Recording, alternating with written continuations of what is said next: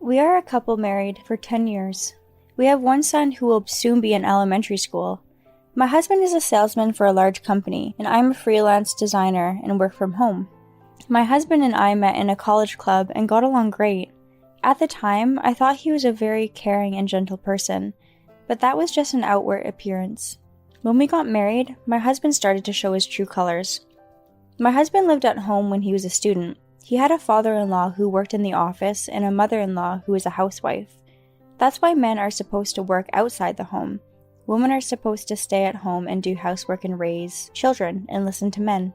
He had such an entrenched mindset. When our son was born, he told me to stop working. My husband didn't make a lot of money, so it was troubling. We were going to buy a house in a few years. I decided to just take maternity leave and keep my job too. I was working from home. All the housework and childcare was my job. Even after my son was born, he is my property. I was told that my son and I were to do what my husband said. Even though he makes me do all the parenting, he's very strict with our son. Sometimes he wouldn't let me do things I wanted to do, and rarely played with him or talked to him. My son was afraid of him. Before we got married, he was a very kind and caring boyfriend. I think he was polite to seniors and had a lot of friends. I loved when he was like that. But after we got married, he changed. And so the months go by, and my son is almost in elementary school. My son and I went to pick out his school bag, and went to pick out a suit for the entrance ceremony. We were having a busy time before the school entrance ceremony. My husband had to work and prioritize his own free time. He never once came shopping with us. On the other hand, my in-laws wanted to buy a school bag for our kid, so they took me shopping with them.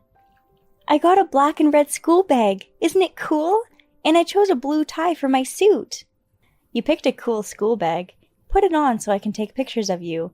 Okay, and take lots of pictures. I'm so excited about elementary school. I wonder if I'll make lots of friends. I heard Oliver will go to the same school as me. We can study and play together. My son is talking happily over dinner. I felt really happy too. The entrance ceremony is a once-in-a-lifetime opportunity to see my son in his best light. I was really looking forward to it. It doesn't matter how selfish my husband is, even if he didn't accompany us when I was shopping for the school year. I knew he would feel the same way. But then one day, a week before the ceremony, my husband said the most ridiculous thing. Next Friday I have a day off. That's the day of our son's entrance ceremony, isn't it?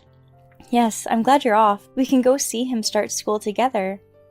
You don't have to go to my son's entrance ceremony either. You're going to take care of me. What did he mean by that? I had no idea what my husband meant. You're off on the day of our son's entrance ceremony, right? Does that not mean we can both go to our son's entrance ceremony? It's a once-in-a-lifetime event for him. Wouldn't you want to see it with him? I'm tired of working every day. I just need a day off to rest. You've got to prepare my meals. You've got chores to do. You don't have to go to my son's entrance ceremony. You have a problem with what I say? It's not that I'm complaining. I don't know what you mean. As a parent, isn't it normal to want to see your son at moments like this? Why should I have to miss my son's entrance ceremony to take care of you? For the sake of you lazy people, every day I'm out there working my ass off. When I finally get a day off, it's not a huge deal for you to look after me, right? My son has to attend this ceremony, so he has no choice but to go, and you should at least stay home and take care of me. I've never heard of a parent not attending an entrance ceremony. Our son was looking forward to us coming. Do you not understand how sad he will be if we don't go?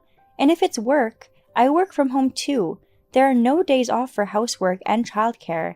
Shut up. You don't make a dime. Who do you think is providing for you? If you have a problem with that, you can get a divorce. Then my husband handed me divorce papers with his part filled out. He put it on the dining room table. He slumps back in his chair and glares at me like I'm a big jerk. This is my husband's usual way of getting me to do what he wants.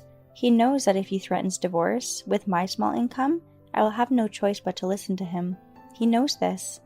Every time we have an argument, my husband will try and make me listen to him. He tries to make me do what he says. Now my husband won't listen to a word I say. I gave up on talking to him and sighed. Okay, I'll make sure to prepare a proper meal for you on the day of the entrance ceremony. You just have to understand, you don't want to divorce me for the sake of our son, do you? The way my husband said that made me extremely angry. But you know, It's not time for me to do that yet either. I had to be patient and listen to my husband.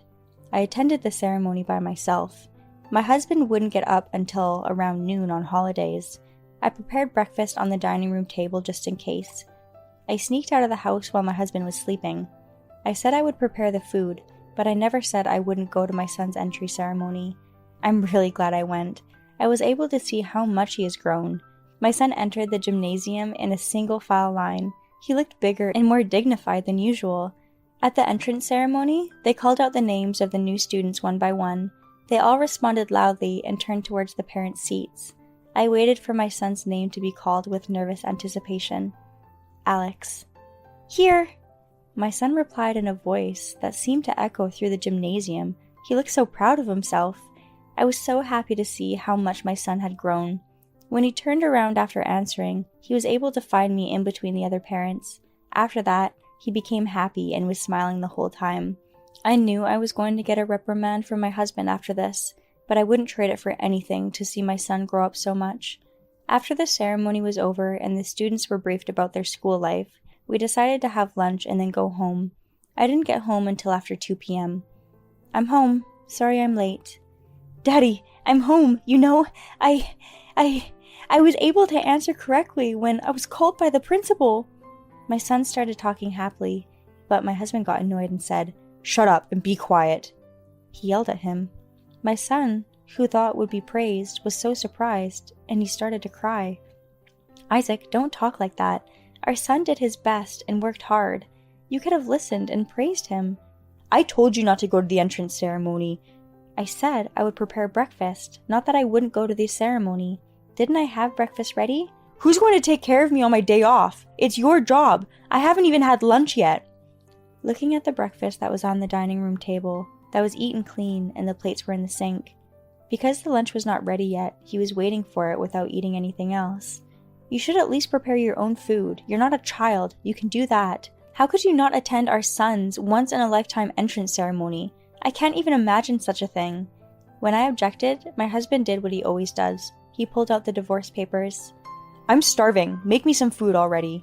You guys probably got something to eat anyways. I'm your husband, and you're just going to leave me alone? If you don't like my behavior, you can just divorce me, okay?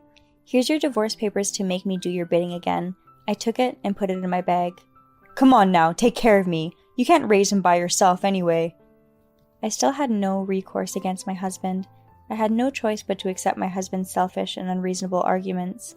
Well, it's difficult for me to raise him on my own. I'll try to think about life with you a little more. Right? You can't support yourself and your son by yourself anyway. I was filled with frustration too, but I had to soothe my crying son. But I'm not ready yet. With that in mind, I had no choice but to stay put and be patient. 3 months after entering school, when my son came home from school, he wanted to try something new. Mom, I wanted to learn to play soccer. We used to have so much fun playing soccer in gym and at lunch. My second grade friend told me. Oliver has been playing soccer since preschool. I wish I could go to soccer too. Soccer? That's great. Let's go to the soccer team's practice sometime. Really? Yay! Originally, when my son started school, I always thought if my son found something he wanted to do, I was willing to help him do it. So I was thinking about that. I was searching for information on nearby youth soccer teams. Soccer is crap. What a waste of money to send my son to learn something. My husband interrupted me from the side. Let him try something new for once. Let him do what he wants to do. After all, it's something he found and wanted to do all by himself. Isn't it our duty as parents to let him do what he wants to do? I asked him. When he starts taking lessons, he'll have to go out on weekends and holidays to practice and play games. That means you'll also be gone on the weekends. Who's going to take care of me during those times? I won't allow you to be gone every week. My wife and kids should only have to do what I tell them to do for a living. And my husband repeats his selfish and unreasonable statements again. Mom, can I play soccer? My son looked at me sadly, and my mind was made up. I understand your point of view, but I will let my son play soccer. I have no obligation to listen to someone who is not my husband. I'll let him do what he wants to do. I'm not your husband? What are you talking about? My husband looked like he didn't know what I was talking about. Did you not understand what I meant? If you don't believe me, shall I show you the proof? I produced a copy of my son's family register and mine from my bag and slammed it down in front of my husband's eyes. My husband's name is not written in the husband's column of that family register. The divorce papers were given to me at our son's entrance ceremony. I filled it out and submitted it on my side. What? What? What do you mean? Explain yourself. When you served me the divorce papers on the day of our son's entrance ceremony, I said I'd try to think about our life together a little more. I've thought about it, and this is what I've come up with. I've served you with divorce papers.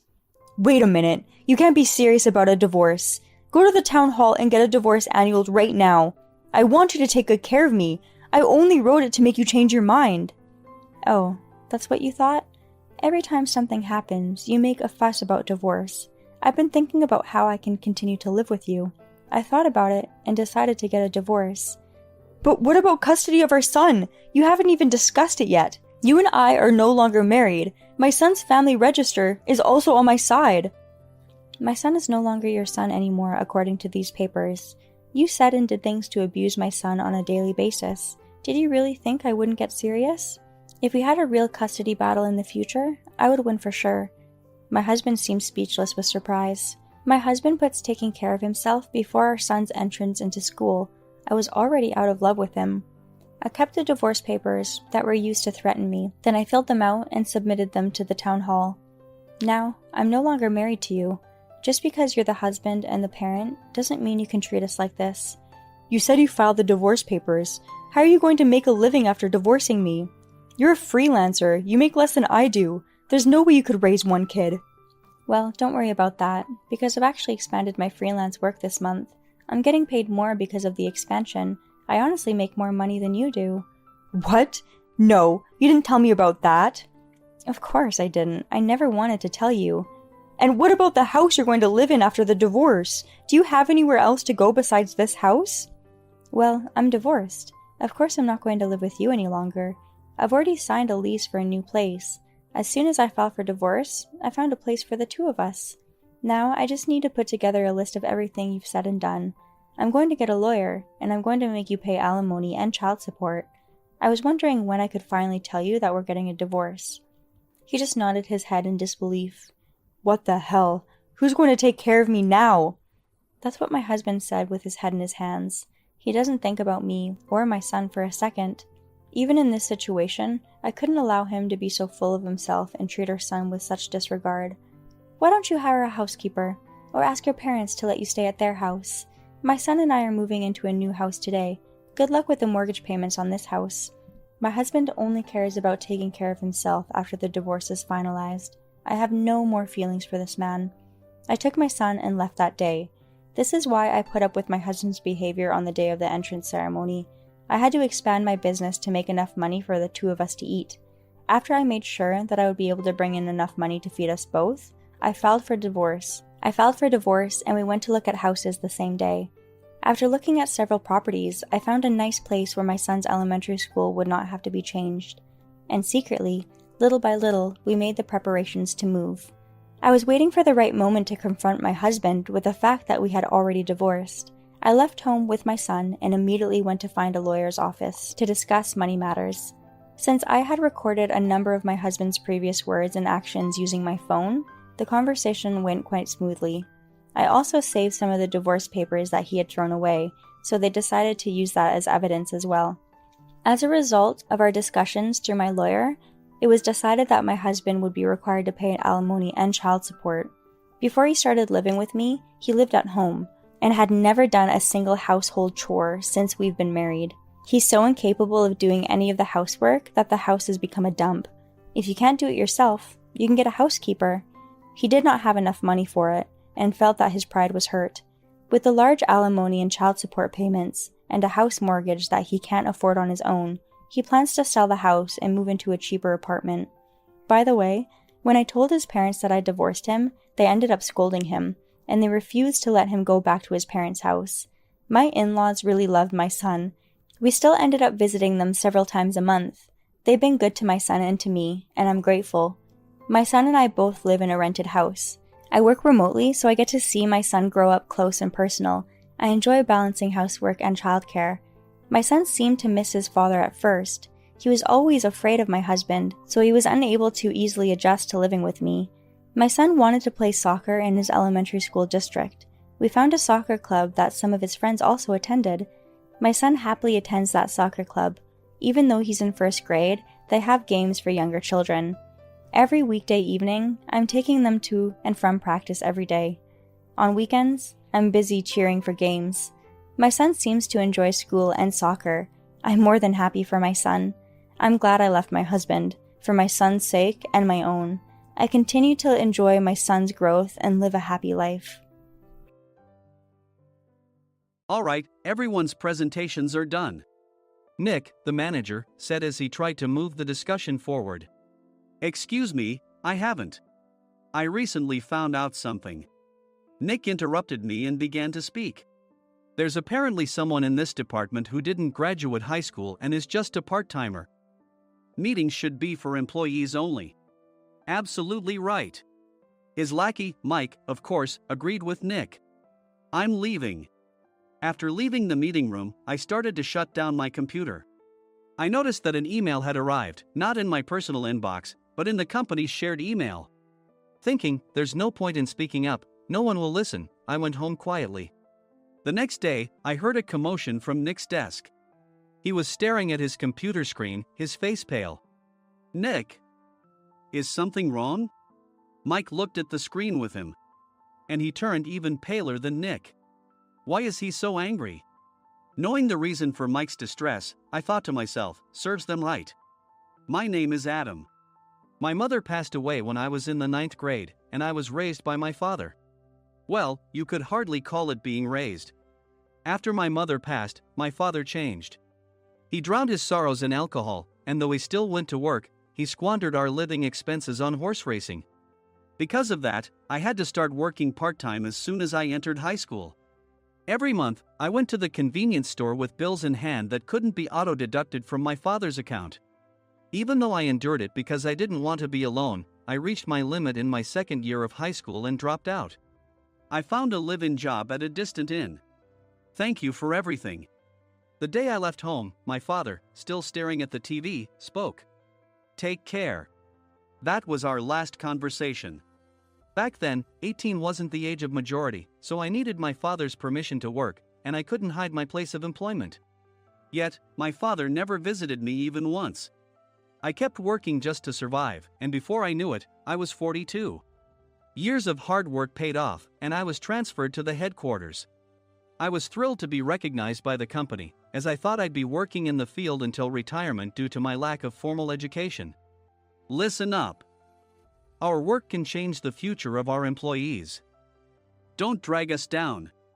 On my first day after the transfer, Nick, dressed in an expensive suit, spoke sternly. There was a reason for this. Our inn was located in a prominent tourist destination, known so well that everyone in the state could sing its commercial jingle. At its peak, we had 5 locations within the state. But that was long ago. Due to financial difficulties and aging facilities, only the place where I had worked for many years and the original establishment remained. I was prepared to lose my job anytime, but now there was a glimmer of hope. With the rise of social media, the tourist area where the inn was located started gaining attention again. Depending on how hard the sales department, where I was transferred, worked, we could either thrive or be forced to give up this prime location to the new hotel chains continuously popping up. For Nick, who had switched careers from another industry to strengthen our sales, this was a battle he couldn't afford to lose. I understood why he had to be strict. I will do my best. Nick sneered at my enthusiastic declaration. Did you not hear what I said? I'm sorry. I thought I was listening carefully.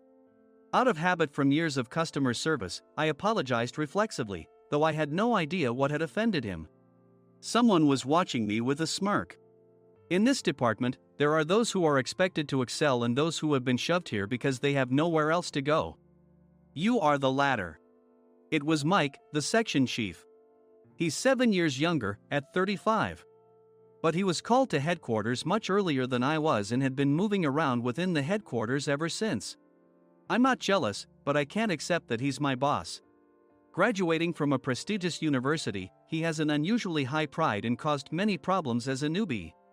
making things very difficult for me when I was the front desk leader. When I found out Mike was transferred to the sales department a month before me, I was disheartened. Mike is right. With just a middle school diploma, there's not much you can do. Don't even think about achieving results. As if I didn't exist, Nick remarked, "I'm thirsty." Mike eagerly ran to the coffee maker. It seems Mike is Nick's lackey. I regretted being happy about my transfer to headquarters, wishing I had stayed on site forever. Send a direct mail to every company on this list by the end of the day. Nick only assigned me tasks that even a new graduate could handle. What? There are over 1,000 companies. You want me to send to all of them by today? Yes, if you and your fellow misfits split the work, even those with nowhere else to go should finish by today. I glanced at the employees typing away expressionlessly. They were worn out from customer service, only thinking about leaving on time, or were women reassigned after having children. With zero motivation for work. Even Sam, a new graduate from the same university as Mike, who was supposed to be among the expected achievers, had no enthusiasm for the job. Having joined the company wanting to do customer service. I don't care what they say, I plan to quit anytime, he said. Only Nick and Mike were highly motivated, making all the decisions between the two of them. I originally only wanted to work at the inn to survive and had no particular attachment to this job. I swallowed my words, thinking I had no right to reprimand them. About a month after the transfer, Nick told us with a frustrated look.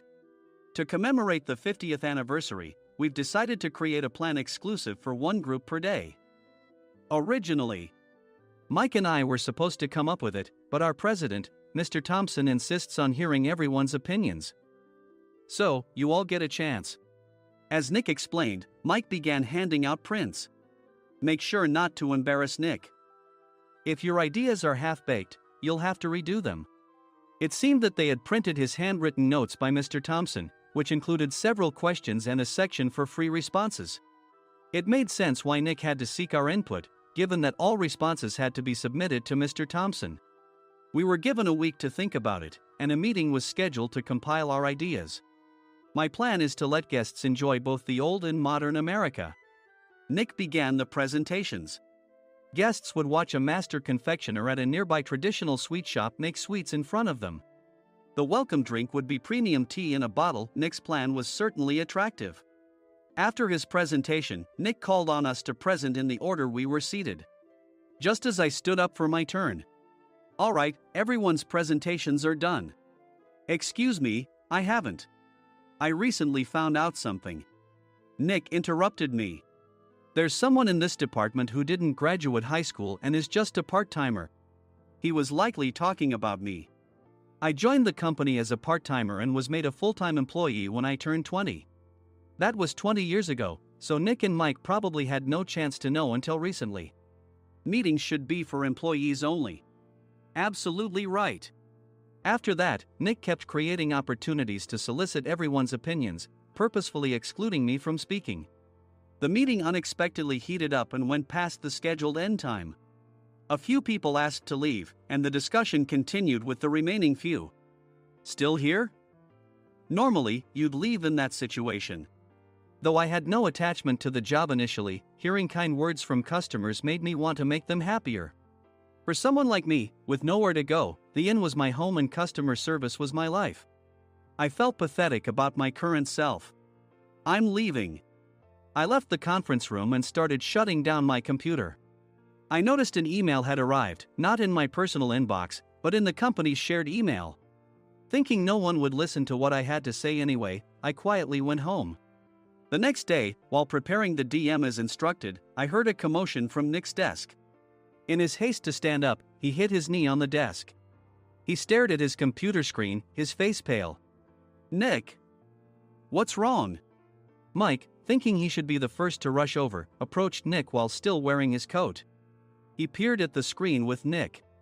And he turned even paler than Nick. Why is he so angry? Who is responsible for this company?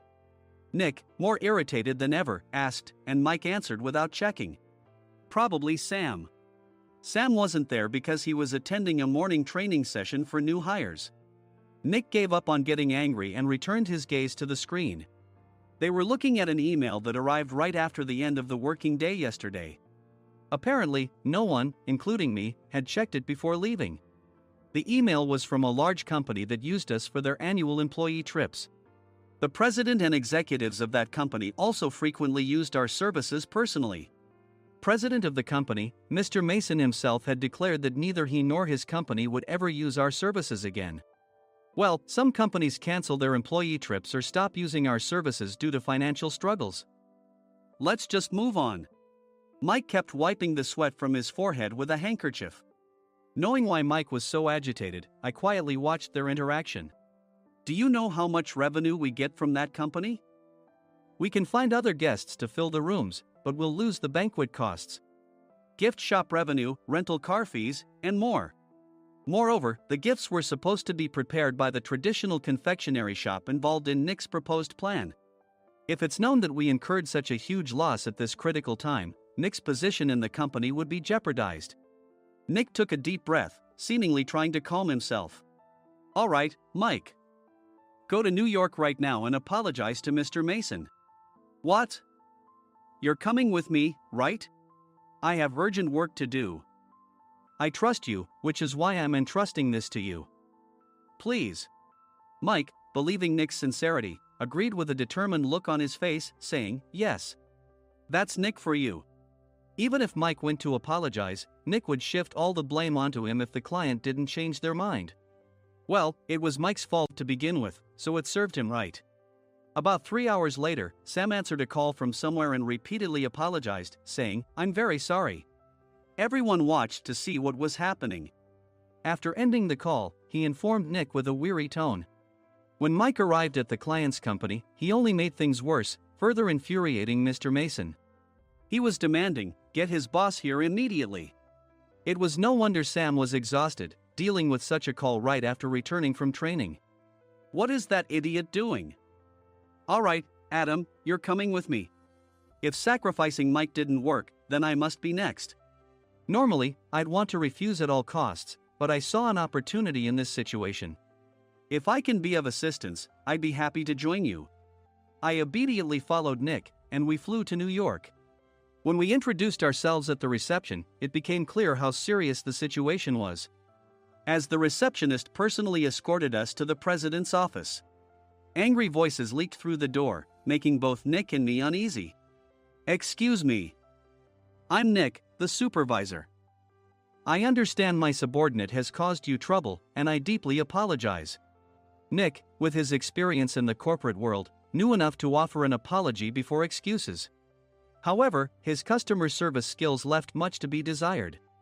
I sighed as I saw Mike trembling like a small dog in the corner of the room. What kind of training are you giving your subordinates?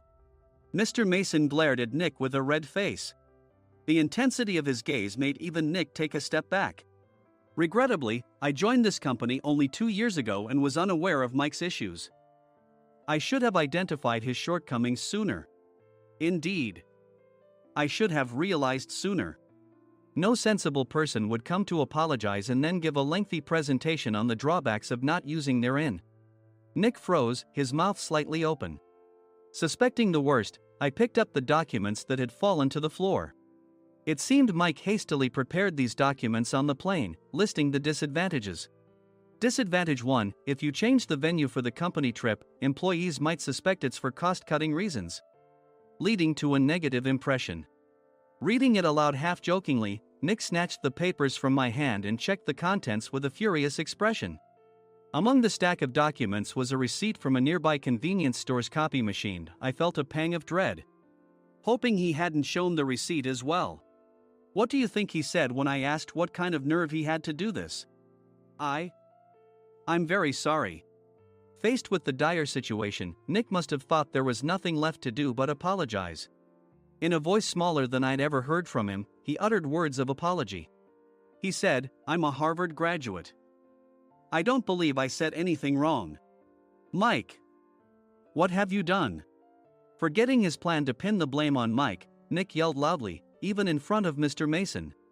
I didn't do anything wrong. You're still saying that? Look at him. Mike pointed at me with a shaking hand. I was assigned to headquarters in my 20s and now I'm a section chief.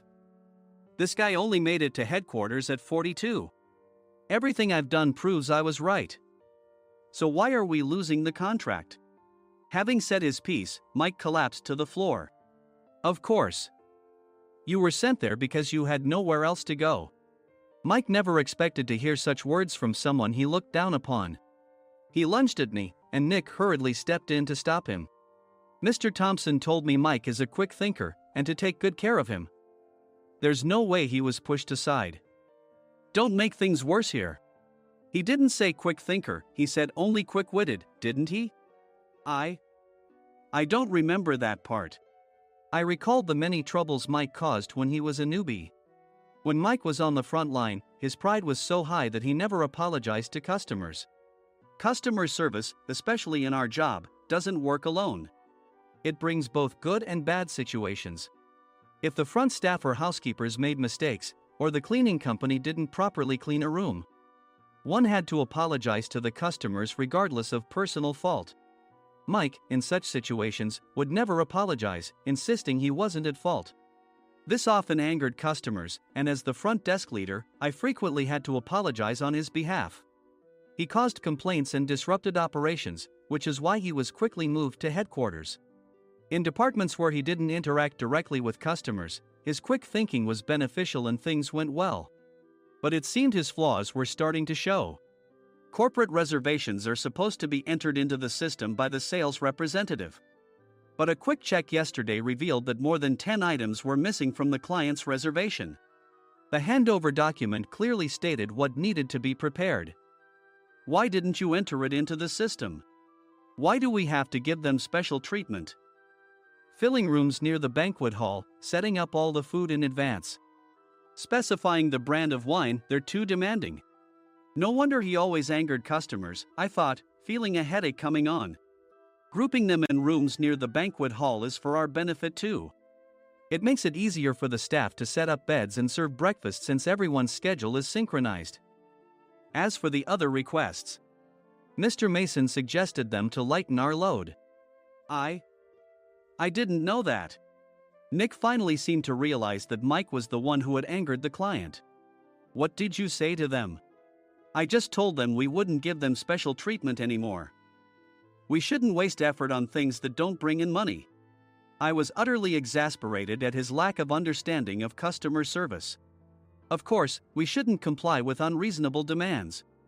But carrying over successful practices from past stays makes customers feel remembered and enhances their experience. Good memories encourage repeat visits.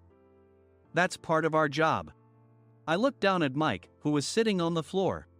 In our job, nothing is a waste. Mr. Thompson likely moved you to the sales department, hoping you'd finally understand this. How do you think he feels now that you've failed to meet his expectations? Mike, tears in his eyes, fled the president's office. I was amazed he still hadn't apologized. You have it tough, Adam. It's okay, we're all employees of the same company. I deeply apologize for this disrespectful incident. Especially after all the care you've shown us. If it weren't for you, Adam, I really would have stopped staying here. When I heard you were moving to the sales department, I was willing to reconsider if you handled it. Seeing us talk so amicably, Nick's face contorted. Do you two know each other? Adam's service is excellent. I always requested him specifically. Normally, we don't accept specific staff requests, but we made an exception for Mr. Mason, adjusting my shifts accordingly. He had personally stayed at our hotel just before my transfer, and during casual conversation, I mentioned, I'm moving to the sales department soon. If I hadn't told him then, things could have been much worse. Please continue to take care of us. I look forward to it. On the return flight, Nick awkwardly offered me a can of beer. It's still working hours. Of course, I had no intention of forgiving him for a single beer. Nick might try to pin everything on Mike and avoid any consequences. While pondering this, a startling fact came to light. Nick, the tea bottles for the plan have arrived. I handed Nick a bottle labeled with our inn's name. They look good. What are you talking about? These are plastic bottles. I had assumed we would use the trendy, high-end bottling tea. But what arrived were ordinary plastic bottles of tea with customized labels. The only unique aspect was the label, which had the inn's name, making it look customized. Upon further investigation, I discovered that a substantial amount of money was set to be paid to the tea company. It was priced like bottling tea. Does this plastic bottle really cost $100 each? The tea inside is specially blended for us. The extra cost is for that. Wouldn't it be better to use another tea company? Or is there a specific reason we must use this one? As Nick continued to make excuses, I showed him a printed email. I informed the tea company's president, Mr. Mitchell, that we discovered irregular payments and he confessed. He said you two were high school classmates and planned to split the extra money. That idiot. Why did he confess? That's not important. You should worry about yourself, this could turn into a police matter. Opening the bottle cap, I suggested. How about calming down with this tea? It supposedly has a relaxing effect. Nick drank the tea frantically. In the following days, decisions were made about their fates. Mike was reassigned to the General Affairs Department, with no chance of transfer or promotion, as per Mr. Thompson's orders. As for Nick, since the payment to the tea company hadn't yet been made, he narrowly avoided legal trouble. Instead, he was encouraged to leave the company, and to avoid further complications, Nick submitted his resignation. Rumor has it that connections between HR departments have made it difficult for him to find new employment. Even though it was good to have those two gone, something unexpected happened in the sales department. Everyone became motivated and united in refining the 50th anniversary plan. In the end, my plan was adopted. We collaborated with the Tourist Information Center to provide personalized guides. The plan, tailored to the number of guests, was truly special for the 50th anniversary. Hey, is Adam's family coming to stay? I immediately booked that special plan for my family. Sam noticed it on the reservation list and quickly picked up on it. Yes, I'm inviting my father. That's great. I might invite my parents too. I lacked the courage to face my father just as Adam. But here, with the confidence Mr. Mason praised, I felt ready. The 50th anniversary plan was a perfect opportunity to reconnect with my father. I hoped to bring back the days when we could laugh together as we once did.